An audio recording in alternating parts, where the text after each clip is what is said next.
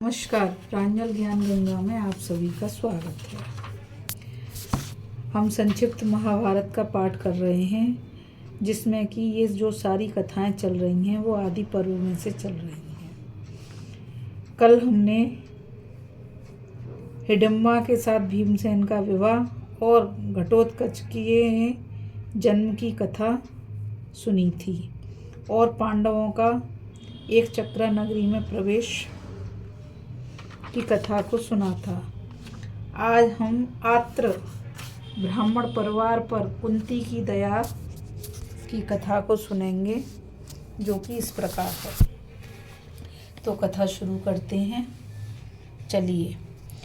वैशंपायन जी बोले, युधिष्ठिर आदि पांचों भाई अपनी माता कुंती के साथ एक चक्रा नगरी में रहकर तरह तरह के दृश्य देखते हुए विचरने लगे। वे भिक्षावृत्ति से अपना जीवन निर्वाह करते थे। नगर निवासी उनके गुणों से मुग्ध होकर उनसे बड़ा प्रेम करने लगे। वे सायंकाल होने पर दिन भर की भिक्षा लाकर माता के सामने रख देते। माता की अनुमति से आधा भीमसेन खाते और आधे में से सब लोग। इस प्रकार बहुत दिन बीत गए। एक दिन और सब लोग तो भिक्षा के लिए चले गए थे, परंतु किसी कारणवश भीमसेन माता के पास ही रह गए। उसी दिन ब्राह्मण के घर में करुण क्रंदन होने लगा। वे लोग बीच बीच में विलाप करते और रोते जाते। यह सब सुनकर कुंती का सौहार्दपूर्ण हृदय दया से द्रवीभूत हो गया। उन्होंने भीमसेन से कहा, बेटा, हम लोग ब्राह्मण के घर में रहते हैं और ये हमारा बहुत सत्कार करते हैं। मैं प्रायः सोचा करती हूँ कि इस ब्राह्मण का कुछ ना कुछ उपकार करना चाहिए। कृतज्ञता ही मनुष्य का जीवन है। जितना कोई अपना उपकार करे, उससे बढ़कर उसका करना चाहिए। अवश्य ही इस ब्राह्मण पर कोई विपत्ति आ पड़ी है। यदि हम इसकी कुछ सहायता कर सकें तो पूर्ण हो जाए। भीमसेन ने कहा, माँ, तुम ब्राह्मण के दुख और दुख के कारण का पता लगाओ। मैं उनके लिए कठिन से कठिन भी काम करूँगा। कुंती जल्दी से ब्राह्मण के घर गई। मानो गाय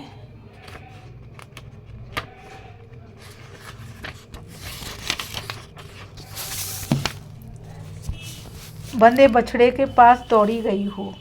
उन्होंने देखा ब्राह्मण अपनी पत्नी और पुत्र के साथ मुंह लटकाकर बैठा है और कह रहा है, धिक्कार है मेरे इस जीवन को, क्योंकि यह सारहीन, व्यर्थ, दुखी और पराधीन है। जीव अकेला ही धर्म, अर्थ और काम का भोग करना चाहता है। इनका वियोग होना ही उसके लिए महान दुख है। अवश्य ही मोक्ष सुखपूर्वक है, परंतु मेरे लिए उसकी कोई संभावना नहीं है। इस आपत्ति से छूटने का ना तो कोई उपाय दिखता है और ना मैं अपनी पत्नी और पुत्र के साथ भाग ही सकता हूँ। तुम मेरी जितेंद्रिय एवं धर्मात्मा सहचरी हो। देवताओं ने तुम्हें मेरी सखी और सहारा बना दिया है। मैंने मंत्र पढ़कर तुमसे विवाह किया है। तुम कुलीन, शीलवती और बच्चों की माँ हो। तुम सती, साध्वी और मेरी हितैषणी हो। राक्षस से अपने जीवन की रक्षा के लिए मैं तुम्हें उसके पास नहीं भेज सकता।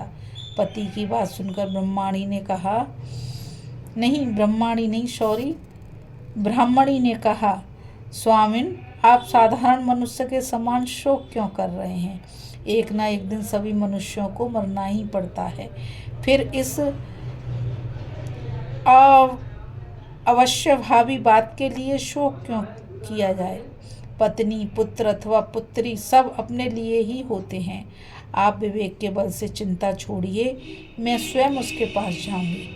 पत्नी के लिए सबसे बढ़कर यही सनातन कर्तव्य है कि वह अपने प्राणों को निछावर करके पति की भलाई करे। मेरे इस काम से आप सुखी होंगे और मुझे भी परलोक में सुख तथा इस लोक में यश मिलेगा। मैं आपके धर्म और लाभ की बात कहती हूँ। जिस उद्देश्य से विवाह किया जाता है वह अब पूरा हो चुका है। आपके मेरे गर्भ से एक पुत्र और एक पुत्री है। आप इन बच्चों का जैसा पालन पोषण कर सकते हैं वैसा मैं नहीं कर सकती। यदि आप नहीं रहेंगे तो मेरे प्राणेश्वर, मेरे जीवन सर्वस्व मैं कैसे रहूँगी और इन बच्चों की क्या दशा होगी? यदि मैं अनाथ और विधवा होकर जीवित भी रहूं तो इन बच्चों को कैसे रखूंगी? जब घमंडी और अयोग्य पुरुष इस लड़की को मांगने लगेंगे तब मैं इसकी रक्षा कैसे कर पाऊंगी। जैसे पक्षी मांस के टुकड़े पर झपटते हैं, वैसे ही दुष्ट पुरुष विधवा स्त्री पर मैं भला वैसा जीवन कैसे बिता सकूंगी। इस कन्या को मर्यादा में रखना और बच्चों को सद्गुणी बनाना मुझसे कैसे हो सकेगा। आपके वियोग में ना रहूंगी और आपके तथा मेरे बिना इन बच्चों का नाश हो जाएगा। आपके जाने से हम चारों का विनाश हो जाएगा, इसलिए आप मुझे भेज दीजिए। स्त्रियों के लिए यह बड़े सौभाग्य की बात है कि वे अपने पति से पहले ही परलोकवासिनी हो जाएं। मैंने सब कुछ छोड़ दिया है, पुत्र और पुत्री भी। मेरा जीवन आपके लिए न्यौछावर है। स्त्री के लिए यज्ञ, तपस्या, नियम और दान से भी बढ़कर है अपने पति का प्रिय और हित। मैं जो कुछ कह रही हूँ वे आपके और इस वंश के लिए भी हितकर है। इस लोक में स्त्री, पुत्र, मित्र और धन आदि का संग्रह आपत्ति से रक्षा के लिए किया जाता है। आपत्ति के लिए धन की रक्षा करें, धन खोकर भी पत्नी की रक्षा करें तथा पत्नी और धन दोनों को खोकर भी आत्मकल्याण संपादन करें। यह भी संभव है कि स्त्री को अवध्य समझकर वह राक्षस मुझे न मारे। पुरुष का वध निर्विवाद है और स्त्री का संदेहग्रस्त, इसलिए मुझे ही उसके पास भेज दिए। अब मुझे करना ही क्या है। अच्छे पदार्थ भोग लिए, धर्म कर्म कर लिए, पुत्र भी हो चुके, मेरे मरने से भला दुखी क्या है। मेरे मर जाने पर आप तो दूसरा विवाह भी कर सकते हैं, क्योंकि पुरुष के लिए अधिक विवाह धर्म नहीं है और स्त्री के लिए तो महान अधर्म है। यह सब सोच विचार कर आप मेरी बात मानिए और इन बच्चों की रक्षा के लिए आप स्वयं रह जाइए और मुझे उस राक्षस के पास भेजिए। स्त्री के ऐसा कहने पर ब्राह्मण ने उसे अपनी छाती से लगा लिया। उसकी आंखों से आंसू गिरने लगे। माँ बाप की दुख भरी बात सुनकर कन्या बोली, आप दोनों दुखार्त होकर क्यों अनाथ के समान रो रहे हैं। देखिए, धर्म के अनुसार आप दोनों मुझे एक न एक दिन छोड़ देंगे, इसलिए आज ही मुझे छोड़कर अपनी रक्षा क्यों नहीं कर लेते। लोग संतान इसलिए चाहते हैं कि वे हमें दुख से बचावे। इस अवसर पर आप लोग मेरा सदुपयोग क्यों नहीं कर लेते। आपके परलोकवासी हो जाने पर मेरा यह प्यारा प्यारा छोटा भाई नहीं बचेगा। माँ बाप और भाई की मृत्यु से आपकी वंश परंपरा का ही उच्छेद हो जाएगा। जब कोई नहीं रहेंगे तो मैं भी तो नहीं रह सकूंगी। आप लोगों के रहने से सबका कल्याण हो जाएगा। मैं ही राक्षस के पास जाकर इस वंश की रक्षा करूंगी। इससे मेरा लोक परलोक दोनों बनेंगे। कन्या की यह बात सुनकर माँ बाप दोनों रोने लगे। कन्या भी बिना रोए न रह सकी। सबको रोते देखकर नन्हा सा ब्राह्मण शिशु मिठास भरी तोतली वाणी से कहने लगा, पिताजी, माताजी, बहन, मत रो। प्रत्येक के पास जा जाकर वह यही कहने लगा। उसने एक तुनका उठाकर हंसते हुए कहा, मैं इसी से राक्षस को मार डालूंगा। बच्चे की इस बात से उस दुख की घड़ी में भी तनिक प्रसन्नता प्रस्फुटित हो उठी। कुंती यह सब कुछ देख सुन रही थी। वे अपने को प्रकट करने का अवसर देखकर पास चली गई और मुर्दों पर मानो अमृत की धारा उड़ेलते हुए बोली, ब्राह्मण देवता, आपके दुख का क्या कारण है। उसे जानकर यदि हो सकेगा तो मिटाने की चेष्टा करूंगी। ब्राह्मण ने कहा, तपस्विनी, आपकी बात सज्जनों के अनुरूप है, परंतु मेरा दुख मनुष्य नहीं मिटा सकता। इस नगर के पास ही एक बक नाम का राक्षस रहता है। उस बलवान राक्षस के लिए एक गाड़ी अन्न तथा 2 भैंसें प्रतिदिन दिए जाते हैं।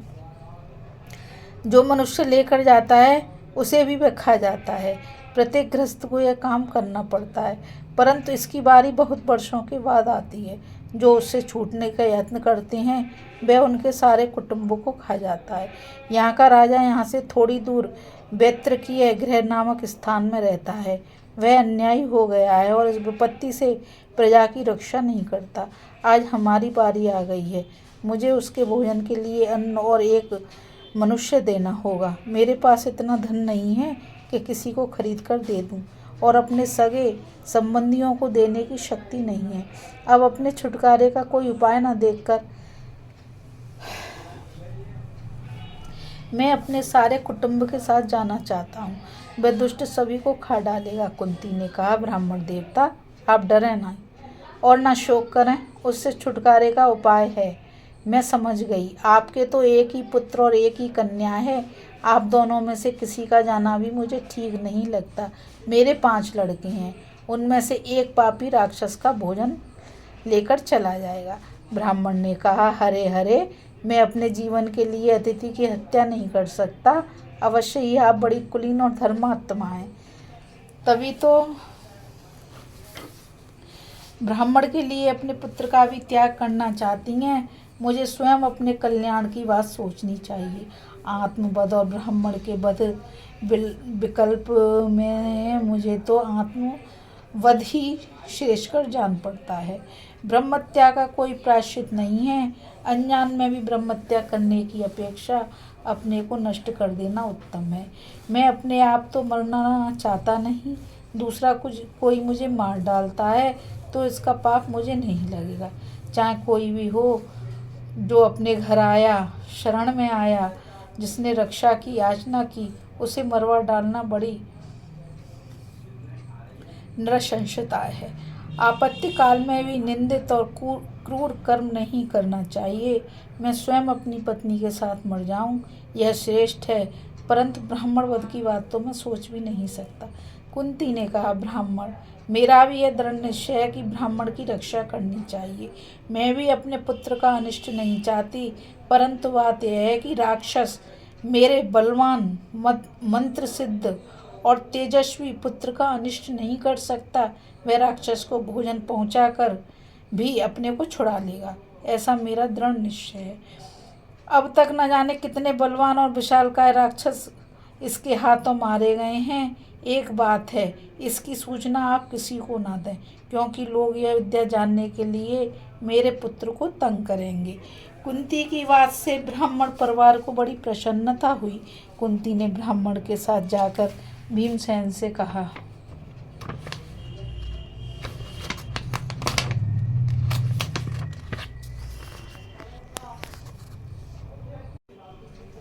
कि तुम यह काम कर दो।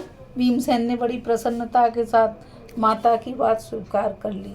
जिस समय भीमसेन वह काम करने की प्रतिज्ञा की, उसी समय युधिष्ठिर आदि भिक्षा लेकर लौटे। युधिष्ठिर ने भीमसेन के आकार से ही सब कुछ समझ लिया। उन्होंने एकांत में बैठकर अपनी माता से पूछा, माँ, भीमसेन क्या करना चाहते हैं? यह उनकी स्वतंत्र इच्छा है या आपकी आज्ञा? कुंती बोली, मेरी आज्ञा। युधिष्ठिर ने कहा, माँ, आपने दूसरे के लिए अपने पुत्र को संकट में डालकर बड़े साहस का काम किया है। कुंती ने कहा, बेटा, भीमसेन की चिंता मत करो, मैंने विचार की कमी से ऐसा नहीं किया है। हम लोग यहाँ इस ब्राह्मण के घर में आराम से रहते हैं, उससे उरण होने का यही उपाय है। मनुष्य जीवन की सफलता इसी में है कि वह कभी उपकारी के उपकार को न भूले, उसके उपकार से भी बढ़कर उसका उपकार कर दे। भीमसेन पर मेरा विश्वास है। पैदा होते ही वह मेरी गोद से गिरा था, उसके शरीर से टकराकर चट्टान चूर चूर हो गई। मेरा निश्चय विशुद्ध धार्मिक है, इसमें प्रत्युपकार तो होगा ही, धर्म भी होगा। युधिष्ठिर बोले, माता, आपने जो कुछ समझ बूझ कर किया है वह सब उचित है। अवश्य ही भीमसेन राक्षस को मार डालेंगे, क्योंकि आपके हृदय में ब्राह्मण की रक्षा के लिए विशुद्ध धर्म भाव है। किंतु ब्राह्मण से यह अवश्य कह देना चाहिए कि नगरवासियों को यह बात मालूम नहीं होनी चाहिए। अभी हम आत्र ब्राह्मण परिवार पर कुंती की दया की कथा पढ़ रहे थे। अब आगे हम बकासुर के वध की कथा को पढ़ेंगे।